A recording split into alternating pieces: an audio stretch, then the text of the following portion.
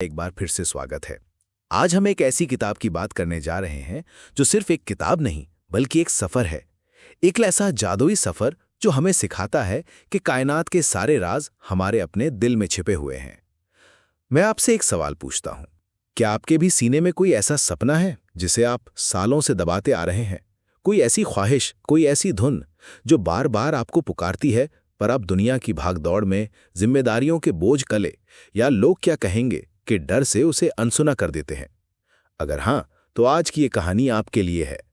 आज हम Paulo Coelho के विश्व प्रसिद्ध उपन्यास दी अल्केमिस्ट की दुनिया में कदम रखने जा रहे हैं। ये स्पेन के एक साधारण से गडरिये लड़के सैंटियागो की कहानी है। एक ऐसा लड़का जो हमारी और आपकी ही तरह है, जिसके पास कुछ सपने हैं और बहुत सारे सवाल हैं। और ये उसकी उस यात्रा की कहानी है जिसमें वो मिस्र के पिरामिडों में छिपे एक खजाने की तलाश में निकलता है। लेकिन ये कहानी सिर्फ एक खजाने की नहीं है। ये कहानी है अपनी किस्मत को पहचानने की, कायनात के संकेतों को पढ़ने की और उसे एक महान सत्य को जानने की जो कहता है, जब तुम सच में कुछ चाहते हो तो पूरी कायनात तुम्हें उससे मिलाने की साजिश में लग जाती है। ये डायलॉग सुन के आपको शायद किसी एक्टर की याद आ गई होगी, है ना? ये कहानी शुरू होती है एक कीमियागर यानी कि अल्केमिस्ट के साथ, जो एक पुरानी किताब पढ़ रहा है। उस किताब में एक कहानी है नरगिस की। नरगिस एक बहुत ही सुंदर नौजवान था जो हर रोज एक झील के किनारे जाकर पानी में अपना ही चेहरा निहारा करता था। वो अपनी खूबसूरती से इतना मोहित था कि एक दिन उसी झील में गिरकर डूब गया, और जहां वो डूबा वहां एक फूल खिल गया जिसका नाम भी नरगिस पड़ गया। लेकिन कहानी यहां खत्म नहीं होती। पाउलो कोएल्हो लिखते हैं कि जब नरगिस मरा तो झील की देवियां जंगल से रोती हुई आईं, और उन्होंने देखा कि जो झील पहले मीठे पानी की थी अब वो खारे आंसुओं की झील बन चुकी है। देवियों ने झील से पूछा, तुम नरगिस के लिए रो रही हो? झील ने कहा, हां, मैं नरगिस के लिए रो रही हूं। देवियों ने कहा, हमें हैरानी नहीं हुई, हम सब हमेशा उसके पीछे भागती थीं, पर सिर्फ तुम्हें उसकी खूबसूरती को इतने करीब से निहारने का मौका मिलता था। ये सुनकर झील कुछ देर चुप रही और फिर बोली, पर क्या नरगिस सुंदर था? देवियां हैरान होकर बोली, ये कैसा सवाल है? तुमसे बेहतर ये कौन जान सकता है? वो तो हर रोज तुम्हारे ही किनारे बैठकर खुद को निहारता था। झील ने जवाब दिया, मैं नरगिस के लिए इसलिए रो रही हूं क्योंकि जब भी वो मेरे किनारे झुकता था तो मुझे उसकी आंखों की गहराई में अपनी खुद की खूबसूरती का प्रतिबिंब दिखाई देता था। वाह, क्या खूबसूरत कहानी है, कीमियागर ने सोचा। ये कहानी हमें बताती है कि हर चीज का एक दूसरा ज्यादा गहरा मतलब भी होता है। अब हमारी असली कहानी शुरू होती है स्पेन के अंदलुसिया के मैदानों से। हमारा हीरो है एक गडरिया लड़का जिसका नाम है सैंटियागो। वो अपनी भेड़ों के झुंड के साथ एक जगह से दूसरी जगह घूमता रहता है। उसकी जिंदगी बहुत सरल है। उसके पास एक किताब है, एक जैकेट है और उसकी भेड़ें हैं। सैंटियागो पढ़ा लिखा है। उसके माता पिता चाहते थे कि वो एक पादरी बने ताकि उनके साधारण से परिवार का नाम रोशन हो। उन्होंने उसे पढ़ाया लिखाया, पर सैंटियागो के दिल में सिर्फ एक ही सपना था, दुनिया घूमना। और उसे लगा कि गडरिये से बेहतर जिंदगी और क्या हो सकती है जिसे रोज नई जगहों पर जाने का मौका मिलता है। तो उसने हिम्मत करके अपने पिता से कहा कि वो पादरी नहीं बनना चाहता, वो एक गडरिया बनना चाहता है। उसके पिता ने उसे समझा और 3 सोने के सिक्के देकर कहा, जाओ दुनिया घूमो जब तक तुम्हें ये ना समझ आ जाए कि हमारा महल ही दुनिया में सबसे अच्छा है। और तब से सैंटियागो अपनी भेड़ों के साथ खुश था। वो अपनी भेड़ों को अच्छी तरह समझता था। उसे पता था कि उन्हें सिर्फ खाना और पानी चाहिए और बदले में वो उसे अपना ऊन और अपना साथ देती हैं। पर कभी कभी सैंटियागो सोचता था कि क्या भेड़ें उसे समझती हैं? शायद नहीं, वो तो बस उसके पीछे चलती हैं। 2 साल से वो इसी तरह घूम रहा था और अब वो एक शहर टरीफा की ओर जा रहा था जहां उसे एक लड़की से मिलना था, एक व्यापारी की बेटी जिससे वो पिछले साल मिला था और उसे वो पसंद आ गई थी। लेकिन उसकी जिंदगी में एक और चीज थी जो बार बार हो रही थी। उसे एक ही सपना बार बार आ रहा था। वो सपना तब आता था जब वो एक पुरानी टूटी फूटी चर्च में एक अंजीर के पेड़ के नीचे अपनी भेड़ों के साथ सो रहा था। सपने में एक बच्चा आता और वो सैंटियागो की भेड़ों के साथ खेलने लगता। फिर अचानक वो बच्चा सैंटियागो का हाथ पकड़कर उसे मिस्र के पिरामिडों तक ले जाता, और वहां पहुंचकर वो बच्चा कहता, अगर तुम यहां आओगे तो तुम्हें एक खजाना मिलेगा। लेकिन ठीक इससे पहले कि वो बच्चा उसे खजाने की सही जगह बताते, सैंटियागो की नींद खुल जाती। 1 बार 2 बार कई बार यही सपना आया। सैंटियागो परेशान हो गया। उसने सोचा, मुझे इस सपने का मतलब जानना ही होगा। तरीफा पहुंचकर वो एक बूढ़ी जिप्सी औरत के पास गया जो सपनों का मतलब बताती थी। सैंटियागो ने उसे अपना सपना सुनाया।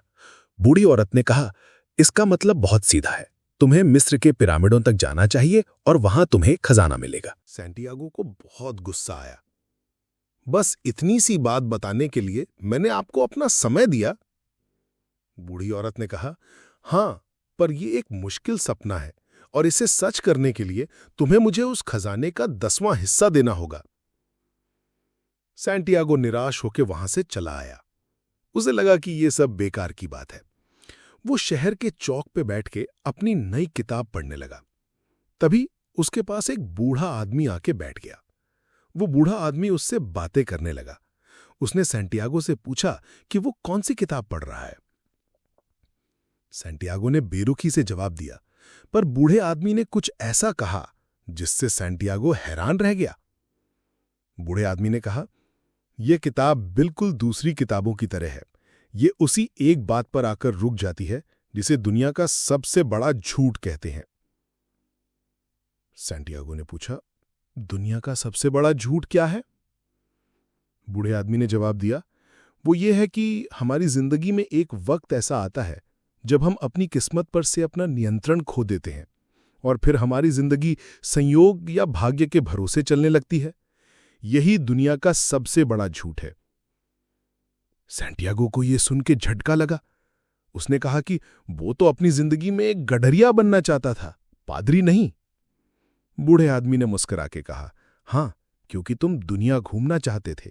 ये तुम्हारी व्यक्तिगत गाथा है, पर्सनल लेजेंड। ये एक नया शब्द था। बूढ़े आदमी ने समझाया, व्यक्तिगत गाथा वो है जिसे तुम हमेशा से पाना चाहते थे। जब तुम जवान होते हो तो सब कुछ साफ दिखाई देता है, सब कुछ संभव लगता है, तुम सपने देखने से नहीं डरते।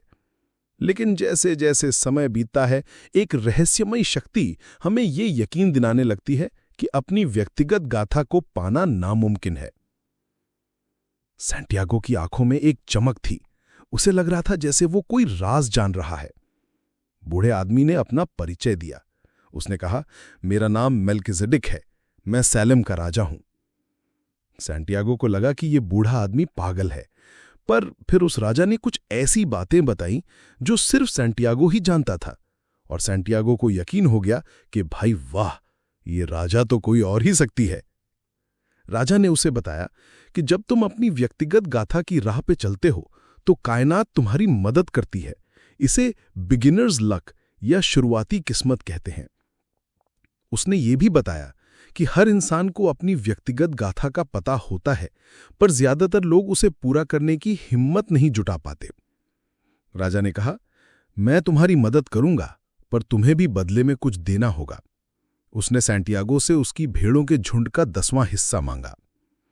सैंटियागो दुविधा में पड़ गया। एक तरफ उसका जाना पहचाना सुरक्षित जीवन था, उसकी भेड़ें थीं, और दूसरी तरफ एक सपना था, एक खजाना था और एक अनजानी राह थी। उसे अपने दादा की बात याद आई, जो कहते थे कि जीवन में कुछ संकेत होते हैं जो हमें रास्ता दिखाते हैं। उसने आसपास देखा और एक तितली को उड़ते हुए देखा। उसे याद आया कि उसके दादा कहते थे कि तितली एक अच्छा शगुन होती है। उसने फैसला कर लिया। वो राजा से अगले दिन मिला और उसे अपनी भेड़ों का 10वां हिस्सा दे दिया। राजा ने बदले में उसे 2 पत्थर दिए, एक काला और एक सफेद। उनके नाम थे उरीम और तुम्मीम। राजा ने कहा, जब तुम संकेतों को ना समझ पाओ तो इन पत्थरों से सवाल पूछना। काला पत्थर हां का प्रतीक है और सफेद ना, पर कोशिश करना कि तुम अपने फैसले खुद लो। और आखिर में राजा ने उसे एक सलाह दी, अपनी भेड़ों को कभी मत भूलना, वो तुम्हें रास्ता दिखाएंगी, और अपनी व्यक्तिगत गाथा की राह से कभी मत हटना। अब सैंटियागो ने अपनी बाकी सभी भेड़ें बेच दी। उसके हाथ में अब बहुत सारा पैसा था और दिल में एक सपना। वो जहाज में बैठकर अफ्रीका के एक शहर टैंजियर पहुंच गया। एक नई दुनिया, एक नई भाषा, नए लोग, सब कुछ अलग था। वो एक बार में था जहां उसकी मुलाकात एक नौजवान से हुई जो उसकी भाषा बोल सकता था। सैंटियागो ने उससे बताया कि वो पिरामिड जाना चाहता है और उसे एक गाइड की जरूरत है। उस नौजवान ने कहा कि वो उसकी मदद करेगा, पर रेगिस्तान पार करने के लिए ऊंट खरीदने पड़ेंगे। सैंटियागो ने खुशी खुशी अपनी सारी दौलत, भेड़ों को बेचकर मिला सारा पैसा उस नौजवान को दे दिया। वो नौजवान ऊंट खरीदने के लिए बाजार की भीड़ में गया और वापस ही नहीं आया। सैंटियागो इंतजार करता रहा और फिर उसे एहसास हुआ, उसे धोखा दिया गया था। उसकी सारी दौलत लुट चुकी थी। वो टूट गया। वो एक अनजाने देश में अकेला था। उसकी जेब में एक पैसा नहीं था और वो किसी की भाषा तक नहीं समझता था। वो जमीन पर बैठ के रोने लगा। उसे अपनी किस्मत पर, अपने फैसले पर और उस राजा पर बहुत गुस्सा आया। उसे लगा कि सपने देखने वालों के साथ ऐसा ही होता है। वो सोचने लगा कि उसे वापस लौट जाना चाहिए। वो पूरी तरह से निराश और हताश था। तभी उसका हाथ अपनी जेब में गया और उसे वो 2 पत्थर महसूस हुए, उरीम और तुम्मीम, राजा के दिए हुए तोहफे। उसे राजा की बातें याद आईं। उसने पत्थरों को बाहर निकाला और उन्हें देखकर सोचने लगा। और तभी उसका नजरिया बदला। उसने सोचा, मैं इस स्थिति को कैसे देख सकता हूं? मैं खुद को एक बेचारा, गरीब, पीड़ित देख सकता हूं जिसे लूट लिया गया, या मैं खुद को एक साहसी यात्री, एडवेंचरर देख सकता हूं जो एक खजाने की तलाश में निकला है। ये एक छोटा सा चुनाव था, पर इसने सब कुछ बदल दिया। उसने फैसला किया कि वो हार नहीं मानेगा। वो अपनी व्यक्तिगत गाथा की राह पर चलता रहेगा, चाहे कुछ भी हो जाए। और यहीं पे इस कहानी का पहला हिस्सा खत्म होता है, एक चौराहे पर, जहां हमारा हीरो सैंटियागो अपना सब कुछ गंवा चुका है, पर उसने अपनी सबसे कीमती चीज को बचा लिया है, उम्मीद। अब जब सैंटियागो के पास कुछ नहीं बचा है, वो एक अनजाने देश में अकेला और कंगाल है, तो वो क्या करेगा? क्या वो हार मानकर एक गडरिये की गुमनाम जिंदगी में लौट जाएगा, या यहीं से शुरू होगी उसके एक कीमियाकार बनने की असली यात्रा? पिछले पार्ट में हमने सैंटियागो को उसके सबसे निचले स्तर पर देखा था, एक अनजाने देश में बिना एक पैसे के, पूरी तरह अकेला और ठगा हुआ। उसके पास 2 रास्ते थे, हार मानकर खुद को एक बेचारा पीड़ित समझकर वापस लौटने के सोचने का, या फिर अपनी किस्मत को एक साहसी यात्री यानी एडवेंचरर की तरह देखने का। और उसने दूसरा रास्ता चुना। उस एक फैसले ने सब कुछ बदल दिया। पार्ट 2 की कहानी वहीं से शुरू होती है। रात गुजर चुकी थी और अब एक नई सुबह थी। सैंटियागो बाजार में सोकर उठा। भूख लगी थी पर जेब खाली थी। वो शहर की गलियों में यूं ही घूमने लगा। उसने देखा कि जिंदगी अपनी रफ्तार से चल रही थी, किसी को उसकी परेशानियों से कोई मतलब नहीं था। तभी उसकी नजर एक मिठाई बेचने वाले पर पड़ी। वो मिठाई बना रहा था और उसके चेहरे पर एक मुस्कान थी। सैंटियागो ने सोचा, ये आदमी मिठाई इसलिए नहीं बेच रहा क्योंकि इसे दुनिया घूमनी है या किसी से शादी करनी है। ये काम इसलिए कर रहा है क्योंकि इसे मिठाई बनाना पसंद है। उसी एक पल में सैंटियागो को एहसास हुआ कि इस दुनिया में एक ऐसी भाषा भी है जो शब्दों के बिना समझी जा सकती है। ये उत्साह की, प्रेम की और अपने काम में मगन होने की भाषा थी। उसने मिठाई वाले को देखकर मुस्कुराया और मिठाई वाले ने भी उसे देखकर मुस्कुराया और एक मिठाई दे दी। इस छोटे से अनुभव ने सैंटियागो के अंदर एक नई ऊर्जा भर दी। उसने तय किया कि वो भी ऐसा ही कुछ करेगा। वो शहर की एक ऊंची पहाड़ी पर चढ़ गया, जहां दुकानें कम थीं। वहां उसने क्रिस्टल के बर्तनों की दुकान देखी। दुकान पुरानी और धूल भरी थी। उसे देखकर लगता था जैसे सालों से वहां कोई ग्राहक नहीं आया हो। सैंटियागो को पता था कि अगर वो यहां काम मांगेगा तो उसे मना नहीं किया जाएगा।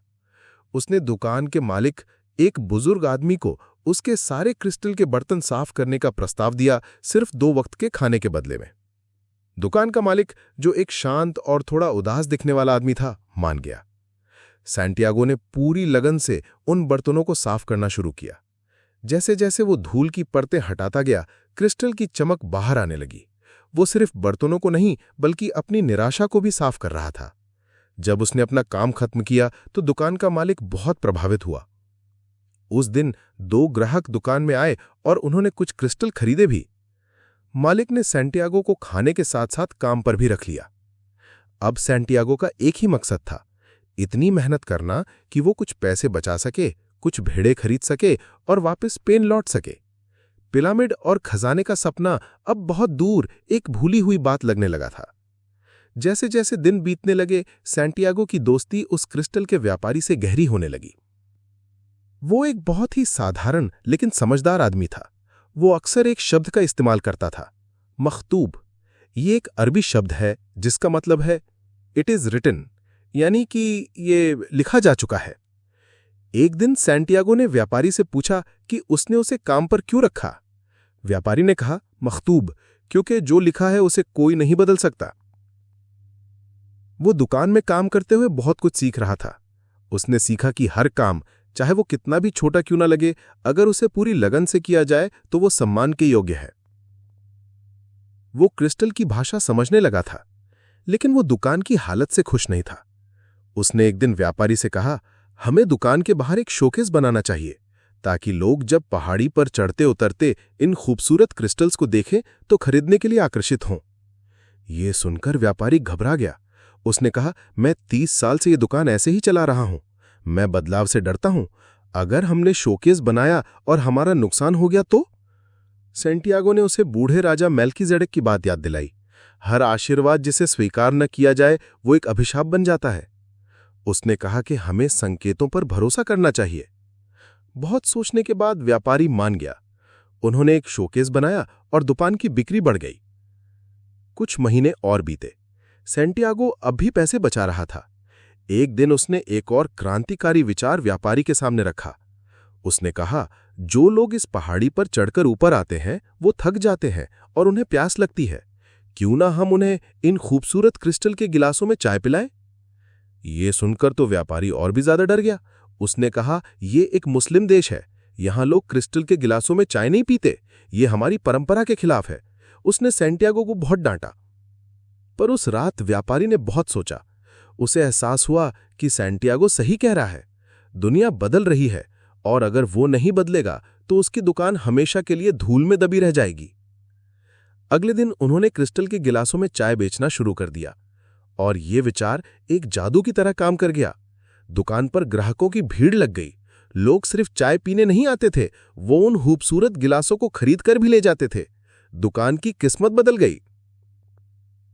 इस दौरान सैंटियागो और व्यापारी के बीच एक बहुत गहरी बातचीत हुई।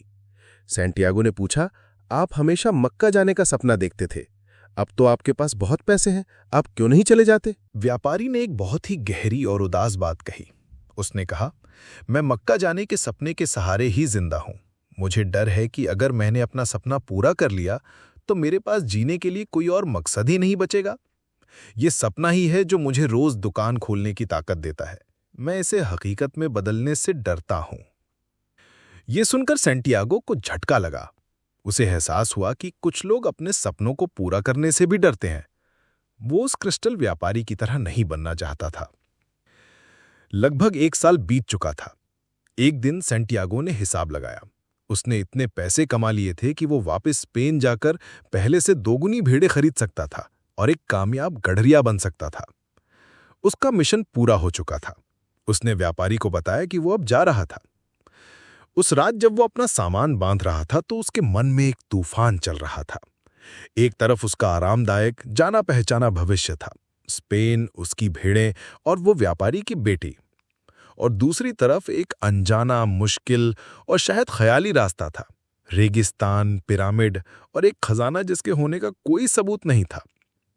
उसका मन कह रहा था, वापस चलो, तुम पहले ही एक बार लूट चुके हो, अब तुम्हारे पास जो है उसे दांव पर मत लगाओ। वो बहुत दुविधा में था। तभी उसका हाथ अपनी जेब में रखे उन 2 पत्थरों उरीम और थुम्मिम पर गया। उसे बूढ़े राजा मेल्कीजेडेक की याद आई। उसे राजा के शब्द याद आए, अपनी व्यक्तिगत गाथा की राह से कभी मत हटना। उसे याद आया कि कैसे राजा ने उसे संकेतों पर भरोसा करना सिखाया था।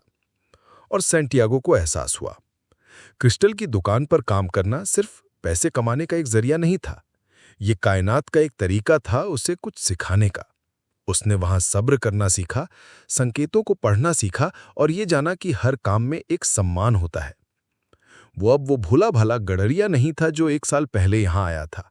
वो ज्यादा मजबूत और ज्यादा समझदार हो चुका था। उसने अपना फैसला कर लिया। वो भेड़ें खरीदने नहीं जाएगा, वो मिस्र जाएगा। वो अपनी व्यक्तिगत गाथा को पूरा करेगा। उसने अपना सारा सामान लिया और एक गोदाम में पहुंचा, जहां से मिस्र के लिए कारवां निकलने वाला था। विशाल और खतरनाक सहारा रेगिस्तान को पार करने का यही एक तरीका था। वहीं उसकी मुलाकात एक अंग्रेज से हुई। वो अंग्रेज बहुत सारी किताबें पढ़ रहा था। जब उसने सैंटियागो के हाथ में उरीम और थुम्मिम देखे तो उसकी आंखों में एक चमक आ गई। अंग्रेज ने बताया कि वो भी खजाने की तलाश में है, पर उसका खजाना सोना चांदी नहीं है। वो एक ऐसे कीमियागार की तलाश में है जो रेगिस्तान के एक नखलिस्तान में रहता है।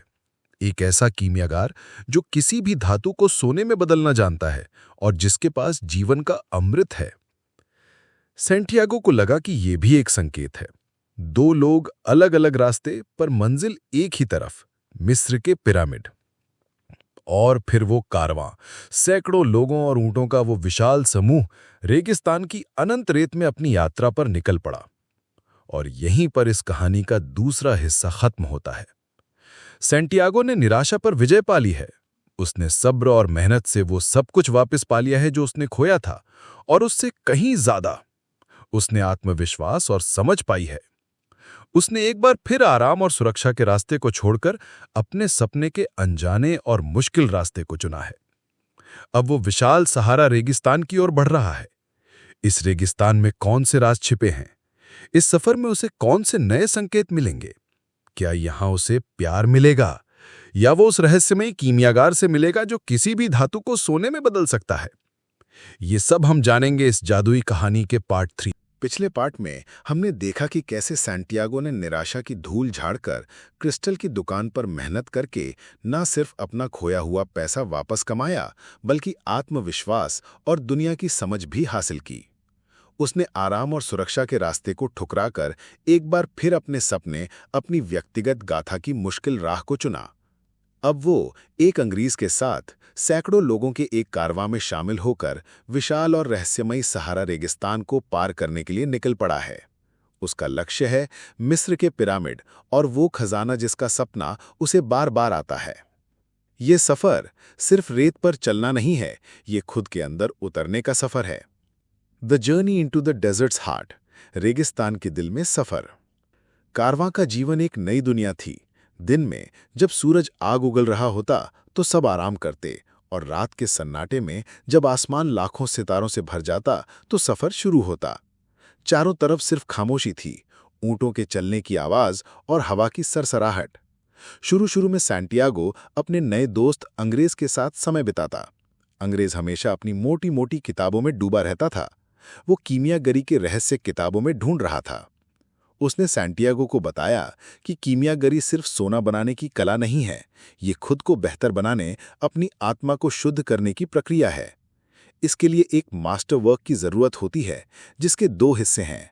एक है जीवन का अमृत यानी एलिक्सर ऑफ लाइफ, जो हर बीमारी को दूर कर सकता है, और दूसरा पारस पत्थर यानी फिलोसोफर्स स्टोन, जो किसी भी धातु को सोने में बदल सकता है। सैंटियागो ने भी उसकी किताबें पढ़ने की कोशिश की, पर उसे कुछ समझ नहीं आया। उसे लगा कि कीमियागरी को समझने का बेहतर तरीका दुनिया को देखकर, उसके संकेतों को पढ़कर ही सीखा जा सकता है, ठीक वैसे ही जैसे उसने भेड़ों और क्रिस्टल की भाषा सीखी थी। उसने अंग्रेज से दोस्ती तो रखी, पर अब वो अपना ज्यादातर समय कारवां के ऊंट चलाने वाले एक शांत और समझदार आदमी के साथ बिताने लगा। उस ऊंट चालक ने सैंटियागो को रेगिस्तान के सबक सिखाए। उसने बताया, रेगिस्तान इतना विशाल है कि वो इंसान को बहुत छोटा महसूस कराता है। यहां सिर्फ एक ही चीज पर ध्यान देना होता है, आगे बढ़ते रहना। उसने सैंटियागो को सिखाया कि भविष्य की चिंता मत करो और अतीत के बोझ को साथ लेकर मत चलो, सिर्फ वर्तमान में जियो। क्योंकि अगर तुम आज में जीना सीख गए तो तुम एक खुश इंसान बन जाओगे। जीवन तुम्हारे लिए एक उत्सव बन जाएगा, एक ग्रैंड फेस्टिवल, क्योंकि जीवन वो पल है जिसमें हम अभी जी रहे हैं। सैंटियागो ने ऊंट चालक की बातों को अपनी आत्मा में उतरने दिया। वो खामोशी से अपने आसपास के रेगिस्तान को, कारवां के लोगों को और सितारों को देखने लगा। वो सृष्टि की भाषा को और गहराई से समझने की कोशिश करने लगा। सफर के बीच में खबरें आने लगीं कि रेगिस्तान में कबीलों के बीच जंग छिड़ गई है। अब सफर ज्यादा खतरनाक हो गया था। कारवां के लीडर अब और भी ज्यादा सावधानी से और खामोशी से आगे बढ़ रहे थे। डर का माहौल था, पर यात्रा रुकी नहीं।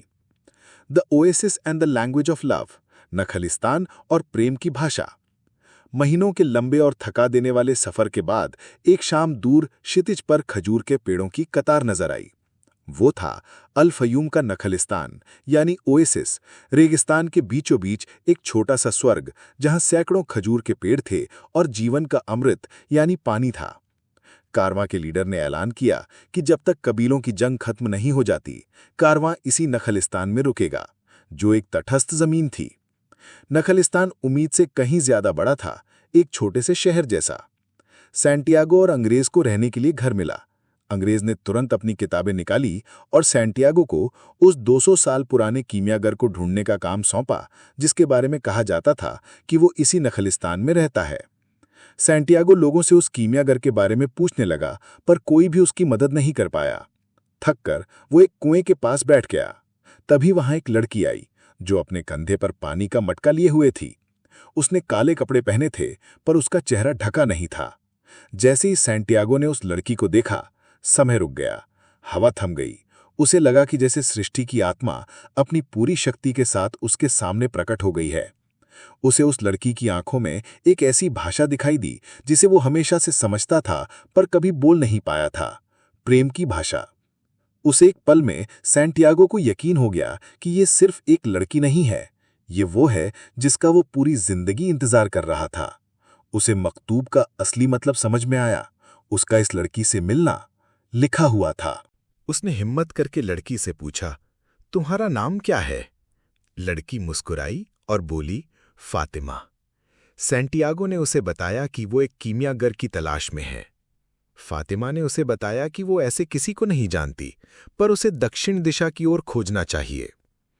उस दिन के बाद सैंटियागो हर रोज दोपहर में उसी कुएं के पास फातिमा का इंतजार करने लगा। वो उसे अपने गडरिये जीवन की, राजा की और पिरामिडों की कहानियां सुनाता, और फातिमा उसे रेगिस्तान की कहानियां सुनाती। फातिमा एक रेगिस्तान की औरत थी। वो जानती थी कि मर्दों को अपनी व्यक्तिगत गाथा की तलाश में जाना ही पड़ता है। उसने सैंटियागो से कहा, रेगिस्तान हमेशा अपने मर्दों को वापस ले आता है। मैं तुम्हारे इंतजार का हिस्सा बनूंगी। सैंटियागो को पहली बार अपने सपने और अपने प्यार के बीच एक कश्मकश महसूस हुई। उसका दिल चाहता था कि वो हमेशा के लिए इसी नखलिस्तान में फातिमा के साथ रुक जाए, पर फातिमा ने उसे याद दिलाया, अगर मैं सच में तुम्हारी व्यक्तिगत गाथा का हिस्सा हूं तो मैं तुम्हें कभी रुकने के लिए नहीं कहूंगी। सच्चा प्यार कभी किसी को उसके सपनों से दूर नहीं करता। फातिमा के इन शब्दों ने सैंटियागो को एक नई ताकत दी। उसे समझ आया कि उसका प्यार एक बंधन नहीं बल्कि एक प्रेरणा है। आगे बढ़ते हैं एपिसोड 3 की तरफ। एक दिन जब सैंटियागो रेगिस्तान में बैठा हुआ आसमान को देख रहा था, तो उसने 2 बाज यानी हॉक्स को उड़ते हुए देखा। अचानक एक बाज ने दूसरे पर हमला कर दिया, और जैसे ही ये हुआ, सैंटियागो के दिमाग में एक बिजली सी कौंधी। उसे एक बहुत ही स्पष्ट और भयानक दृष्टि दिखाई दी। उसे एक सेना नखलिस्तान में घुसते हुए और लोगों पर हमला करते हुए दिखाई दी। वो कांप गया। ये एक संकेत था, एक बहुत ही भयानक संकेत। उसे बूढ़े राजा की बात याद आई, संकेतों को पढ़ना सीखो। पर वो दुविधा में था। नखलिस्तान एक तटस्थ जगह थी, यहां लड़ाई नहीं हो सकती थी। अगर उसने अपनी ये बात कबीले के सरदारों को बताई और वो गलत निकली तो उसकी जान भी जा सकती थी। उसने अपने डर पर काबू पाया और हिम्मत की। उसने ऊंट चालक को ये बात बताई। ऊंट चालक ने उसे समझाया कि जब खुद खुदा तुम्हें कोई संकेत दे तो उसे दूसरों को बताना ही पड़ता है। सैंटियागो कबीले के सरदारों के विशाल खेमे में गया। वहां उसने पूरी हिम्मत से अपनी दृष्टि के बारे में बताया। सरदार पहले तो उस पर हंसे, पर एक सबसे बुजुर्ग और समझदार सरदार ने कहा, रेगिस्तान की परंपरा है कि हम हर संकेत पर विश्वास करते हैं। उन्होंने फैसला किया कि वो सैंटियागो की चेतावनी पर यकीन करेंगे। उन्होंने ऐलान किया कि कल नखलिस्तान के लोग हथियार लेकर तैयार रहेंगे, लेकिन उन्होंने एक शर्त रखी कि अगर कल कोई हमला नहीं हुआ तो इन्हीं हथियारों में से एक हथियार तुम्हारी जान लेगा। सैंटियागो ने शर्त मान ली। वो जानता था कि उसने वही किया है जो उसे करना चाहिए था। उस रात जब वो वापस लौट रहा था तो अचानक उसके सामने एक तूफान सा आया। एक विशाल सफेद घोड़े पर काले कपड़ों में लिपटा हुआ एक घुड़सवार खड़ा था, जिसके कंधे पर एक बाज बैठा था। वो किसी डरावने अरबी भूत जैसा लग रहा था। उस घुड़सवार ने अपनी विशाल घुमावदार तलवार निकाली और उसे सैंटियागो के सर पर रख दिया। उसकी आवाज में बिजली की कड़क थी। उसने पूछा, एक अजनबी में इतनी हिम्मत कहां से आई कि वो उन चीजों को पढ़ सके जिन्हें सिर्फ खुदा को पढ़ना चाहिए? सैंटियागो बहुत डरा हुआ था, पर उसे अपने दिल में एक अजीब सी शांति भी महसूस हो रही थी। उसने जवाब दिया, मेरी हिम्मत उसी हाथ से आई है जिसने तुम्हारी तलवार में भी हिम्मत भरी है। उसने कहा कि उसने सिर्फ एक संकेत को पढ़ा है, क्योंकि उसकी जान बचाना उसकी व्यक्तिगत गाथा का हिस्सा है। ये सुनकर वो घुड़सवार अपनी तलवार धीरे धीरे नीचे करने लगा। उसने कहा, तुम्हें अपनी हिम्मत की परीक्षा देनी होगी। जो इंसान अपनी व्यक्तिगत गाथा की राह पर होता है, कायनात उसके हर कदम पर परीक्षा लेती है। सैंटियागो ने पूछा, आप कौन हैं? उस रहस्यमय घुड़सवार ने जवाब दिया, मैं वही हूं जिसे तुम खोज रहे थे। सैंटियागो समझ गया, ये वही 200 साल का कीमियागर था। ये दी एल्केमिस्ट था। और यहीं पर इस कहानी का तीसरा और सबसे रोमांचक हिस्सा खत्म होता है। सैंटियागो ने रेगिस्तान से सब्र सीखा, फातिमा से प्रेम का सच्चा मतलब जाना और अब अपने डर पर विजय पाकर और संकेतों पर भरोसा करके वो आखिरकार अपने गुरु असली कीमियागर तक पहुंच चुका है। ये मुलाकात उसकी जिंदगी कैसे बदलेगी? अब उसे कीमियागरी के कौन से गहरे राज सीखने को मिलेंगे? उसे अपने प्यार और अपने सपने के बीच कैसे संतुलन बनाना होगा? और क्या वो उस खजाने तक पहुंच पाएगा जिसके लिए उसने ये सब कुछ दांव पर लगाया है? ये सब हम जानेंगे इस जादुई दास्तान के ग्रैंड फिनाले यानी पार्ट 4 में। पिछले पार्ट में हमने सैंटियागो को एक ऐसे मुकाम पर छोड़ा था जहां उसका सामना खुद कीमियागर यानी दी एल्केमिस्ट से हुआ था। रेगिस्तान में बाज के संकेत को पढ़कर, अपने डर पर विजय पाकर और हिम्मत दिखाकर सैंटियागो ने यह साबित कर दिया था कि वो सृष्टि की भाषा को समझता है। और अब उसका असली गुरु उसके सामने था, जो उसे उसकी मंजिल, उसके खजाने तक ले जाने वाला था। ये सिर्फ एक मुलाकात नहीं थी, ये किस्मत का एक इशारा था।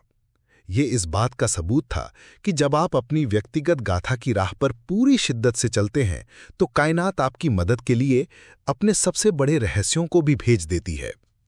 तो आप आगे क्या हुआ? क्या कीमियागर ने उसे सोना बनाना सिखाया? क्या सैंटियागो को उसका खजाना मिला? और फातिमा का क्या हुआ?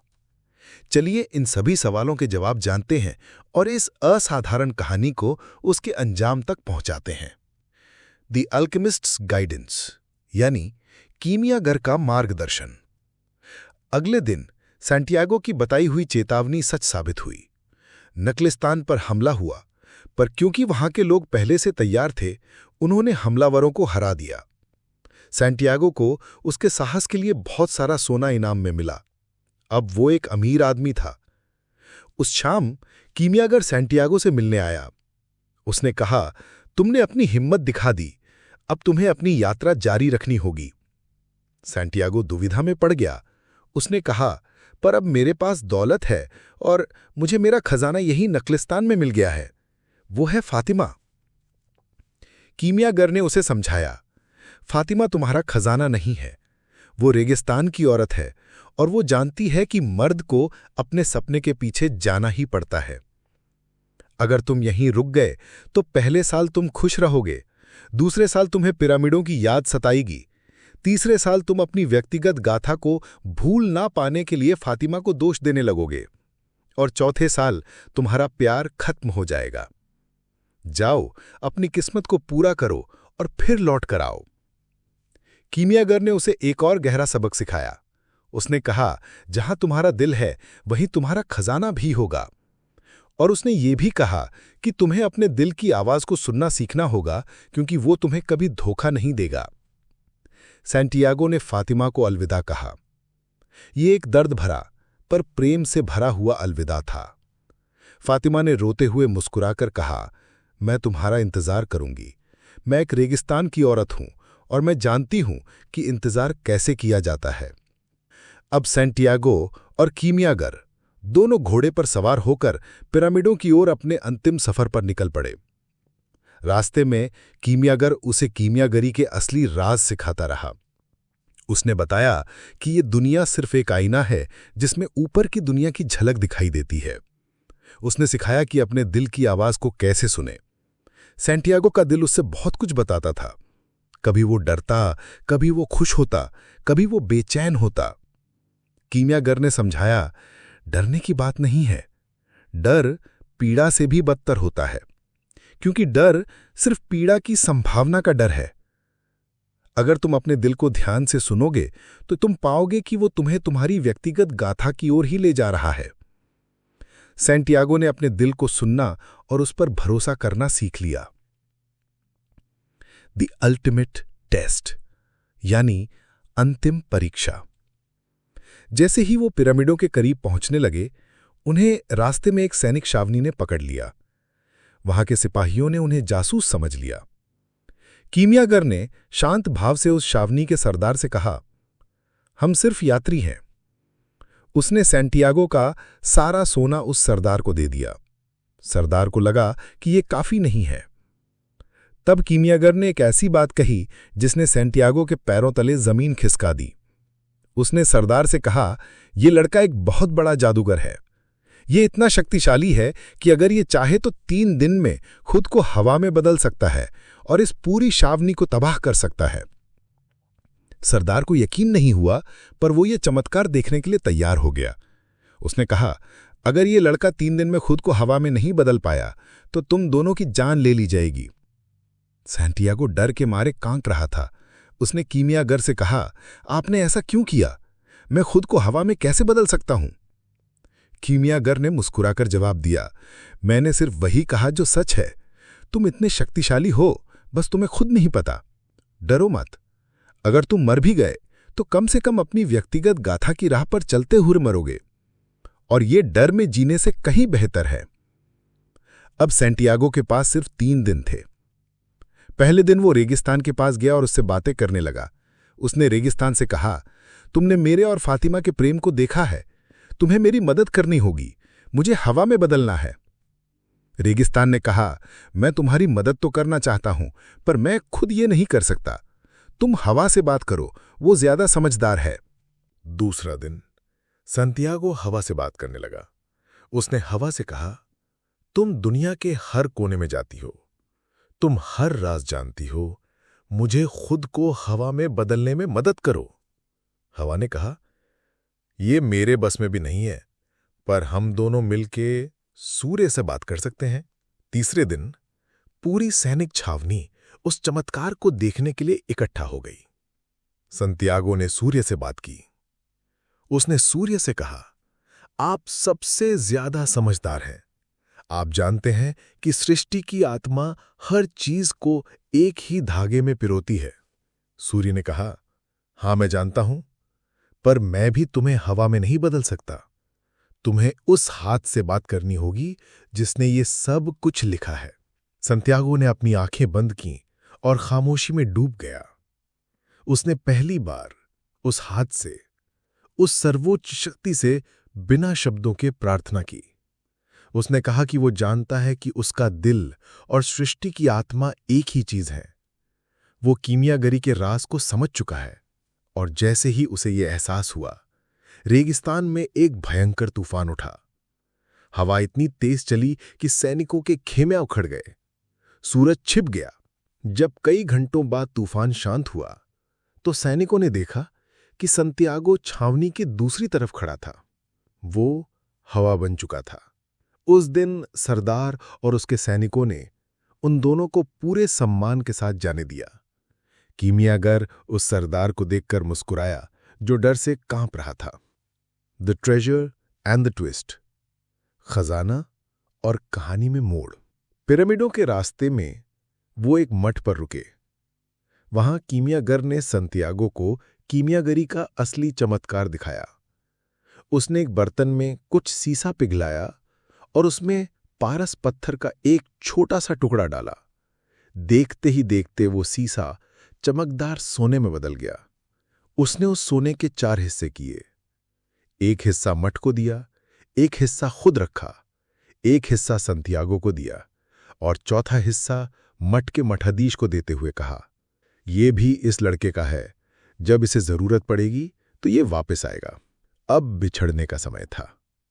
कीमियागर ने संतियागो को उसकी अंतिम यात्रा के लिए अकेला छोड़ दिया। संतियागो आखिरकार मिस्र के पिरामिडों के सामने खड़ा था। उसकी आंखों में आंसू थे। उसने ऊपर देखकर कायनात का शुक्रिया अदा किया। जिस जगह उसके दिल ने जोर से धड़कना शुरू किया, उसने वहीं खोदना शुरू कर दिया। वो पूरी रात खोदता रहा, पर उसे कुछ नहीं मिला। तभी वहां कुछ लुटेरे आ गए। उन्होंने संतियागो को बुरी तरह पीटा और उसका सोना छीन लिया। जब संतियागो ने उन्हें बताया कि वो एक सपने के कारण यहां खजाना खोद रहा है, तो लुटेरों का सरदार हंसने लगा। उसने कहा, तुम कितने बड़े बेवकूफ हो। मुझे भी 2 साल पहले यहीं पर एक सपना आया था। सपने में मुझे दिखा कि स्पेन में एक टूटी हुई चर्च है, जहां एक गडरिया अपनी भेड़ों के साथ सोता है। उस चर्च के अंदर एक अंजीर का पेड़ उगा हुआ है और उसकी जड़ों के नीचे एक खजाना गड़ा है। पर मैं तुम्हारी तरह बेवकूफ नहीं हूं कि एक सपने के पीछे पूरा रेगिस्तान पार कर जाऊं। ये कहकर वो लुटेरे चले गए। संतियागो जमीन पर पड़ा हुआ था। उसका शरीर दर्द से टूट रहा था, पर उसका चेहरा मुस्कुरा रहा था। अब उसे पता था कि उसका खजाना कहां है। एपिलॉग, उपसंहार। कहानी वापस वहीं पहुंचती है जहां से शुरू हुई थी, स्पेन में, उसी टूटी फूटी चर्च में। संतियागो वापस आ चुका है। वो उस अंजीर के पेड़ के पास जाता है जिसकी छांव में वो कभी अपनी भेड़ों के साथ सोया करता था। वो जमीन खोदना शुरू करता है और कुछ ही देर में उसे एक संदूक मिलता है। वो संदूक स्पेनिश सोने के सिक्कों, कीमती पत्थरों और अद्भुत कलाकृतियों से भरा हुआ था। उसे उसका खजाना मिल गया था। उसने मुस्कुराया और उसने सोचा, कायनात कितनी अजीब है। उसने मुझे खजाने का पता बताने के लिए इतना लंबा सफर करवाया। उसे कीमियागर की बात याद आई। अगर मैंने तुम्हें सीधे सीधे बता दिया होता तो तुम रास्ते में पिरामिडों की खूबसूरती को नहीं देख पाते, और ये जानना भी जरूरी था। संतियागो ने संदूक में से ऊरिम और थुमिम निकाले। उसने उन्हें भी संदूक में रख दिया, खजाने के हिस्से के रूप में। तभी रेगिस्तान से एक मीठी हवा का झोंका आया। वो हवा अपने साथ एक जानी पहचानी खुशबू लेकर आई थी, एक ऐसा इत्र जिसे वो पहचानता था, और एक चुंबन का एहसास। संतियागो मुस्कुराया और धीरे से बोला, मैं आ रहा हूं फातिमा। तो दोस्तों, कैसी लगी ये यात्रा हमें कमेंट में जरूर बताएं, और द बुक योगी चैनल को सब्सक्राइब करना ना भूलें। मिलते हैं एक नई यात्रा के लिए बहुत जल्द। धन्यवाद।